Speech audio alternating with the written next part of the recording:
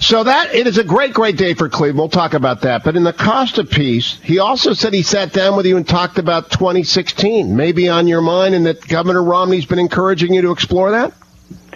Well, you and I have talked about this before, and because you love to put me on the spot on this, which I appreciate. But look, I'm looking to run for re-election in Ohio in 2016. That's my plan. I'm up, at the same time for the United States Senate. It's an honor to get to represent the state. As frustrating as Washington is sometimes, I enjoy the fight for Ohio. So that's what I plan to do.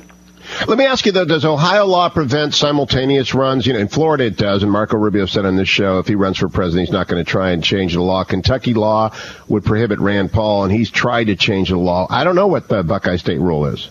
I'm told the Buckeye State rule is you're allowed to do both, and I don't think it's a good idea. Oh, okay. So you'll make a decision one way or the other. Yeah, I think that's what's fair. And now, would it complicate matters that your friend and colleague in the renewal of Ohio's fortune, John Kasich, will probably also be thinking about this? Well, look, I think John's done a really good job of trying to, turn around what was a economic crisis, really, $8 billion deficit and continued job loss. Our unemployment numbers were 1.5 above the national average, and he's closed that gap with a Republican legislature without raising a single dime of taxes. In fact, he's cut taxes, and he's made Ohio more job-friendly to the point that our unemployment number is now below the national average. So I think he's done a good job in Ohio, and I think, Republicans as a whole, we've got a Republican Senate, Republican House. We have a lot to talk about, and I think we're going to hear a lot about that at the Republican convention in Cleveland.